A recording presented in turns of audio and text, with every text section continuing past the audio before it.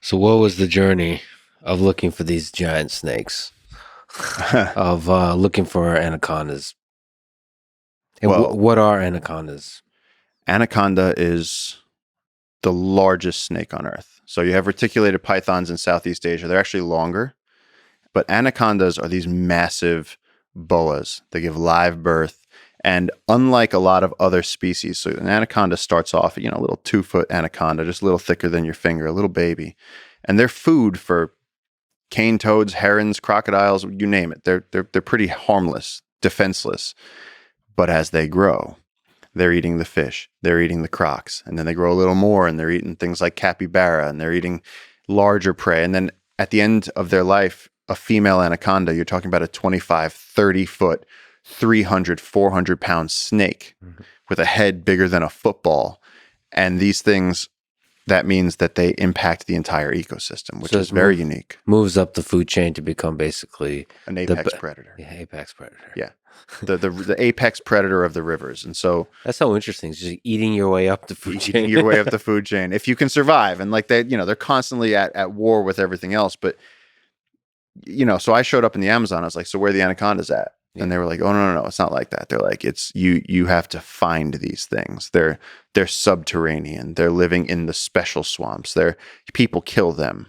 And so we went to the floating forest after we'd come back from an expedition. We'd call it like a 12-foot anaconda. And it's become like this like classic photo of me and JJ with this anaconda over our shoulders. And we were like, we 12 days out in the jungle on a hunting trip. And we came back and we showed his dad.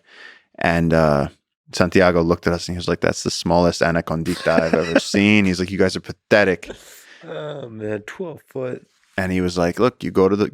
He was like, go. He's like, I'm giving you permission. Go to the Buayo, go to the floating forest. And so we went to this place and we reached there at night, and it was me, JJ, and one of his brothers. And his brother took one look at it and was like, I'm out. And he started walking back. And me and JJ get to the edge of this thing. And this is our friendship. It's both this two idiots pushing each other farther and farther. Mm-hmm.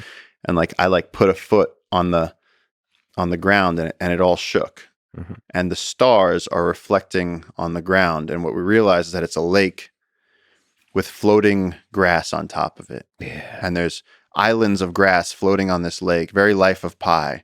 And the tops of trees are coming out of the surface of the water. And so we start walking across this, and JJ's going, these are big anacondas. And I'm going, JJ, that's a 2-foot wide, smooth path snaking through the grass. Mm-hmm. There's no anaconda that big. Yeah. And he was going, shh, they're listening. And I said, they don't have ears.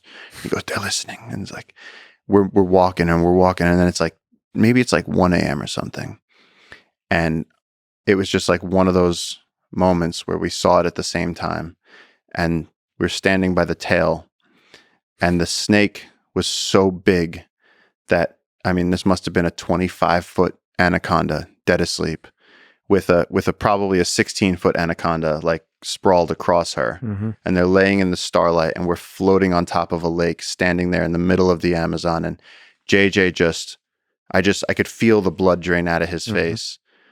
And as like however old I was, maybe 20 years old, I just said, if we could somehow show people this, mm-hmm. we'll be on the front cover of National Geographic, and we can protect all the jungle that we want. Mm-hmm. And so I tried to catch it. Yeah. So I jumped on the snake, and the only measurement I have of this animal is that when I wrapped my arms around it, I couldn't touch my fingers. Yeah. And so I was, my feet were dragging, and to her credit, this anaconda did not turn around and eat me because her head was, this big. Yeah. And she went and she reached the edge of the grass island, and she starts plunging into the dark. Mm. And so I'm watching the stars vibrate as this anaconda is going, and I had to make the choice of either going headfirst down into the black, which no thank you, or stopping and just keeping my hand on this thing as it raced by me. And I just felt the scales and the muscle and the power go by, and then eventually taper down to the tail until it slipped away into the darkness. And I was laying there just panting. And then I turned around and went, JJ, what the fuck? Like, where were you, man? And he was just like completely white, circuits blown. And I had to go then like kind of like take care of him. I was like, are you okay? And he was like, no, he just couldn't. And so we came back with that. And then After that, we were like, okay, We have clearly come the back. parameters of reality that we thought were possible are just a tiny fraction of what's out there. Like we now that sort of recalibrated us. We were like, okay, we're rubbing up against things that are bigger than we thought were ever possible. And so we were like, okay, now we need to concentrate on this. So how dangerous is that creature to you to humans? To humans, not at all. I mean, my one our cook's father-in-law was eaten by an anaconda, but like, then again, like Look the way you say that, tell that story. Sometimes it happens. It happens. I mean, come on. Every now and then somebody gets stung by a bee and dies. Like, it's once in a while it happens, but you got to have a really big anaconda, really hungry. And like anybody that works in the wild, I mean, just, if you walk up to a crocodile, even a giant Nile crocodile, you walk up to them, most of the time they're going to run into the water. They don't want confrontation. They hunt in their way, on their terms, sneaky. You're not going to see them.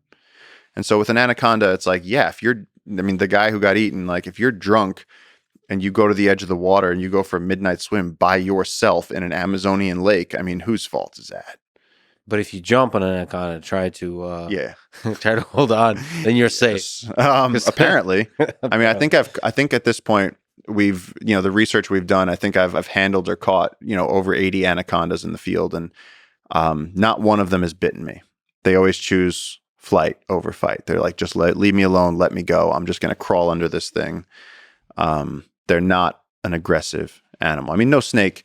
No, I actually I kind of like the only time I get particular with the words is like people go, oh, that's an aggressive, black mambas are aggressive. And I go, no snake is aggressive. A rattlesnake is going to rattle to say, hey, back up. A cobra is going to stand up and show you its hood. And people go, oh, look, he's being aggressive. No, he's not being aggressive. He's going, don't step on me. Don't make me do this. Mm-hmm. They're actually being very peaceful. That's the way I look at it. Because if there was a cobra in the corner of this room right now, he would crawl under the curtain and we'd never see him again. Yeah, it's like Genghis Khan, before conquering the villages, he always offered for them to join the army. Doesn't need to be like this. Yeah, join us. Nobody gets destroyed. If you want to be proud and fight for your country, then we're going to have to oblige him. Yeah, exactly.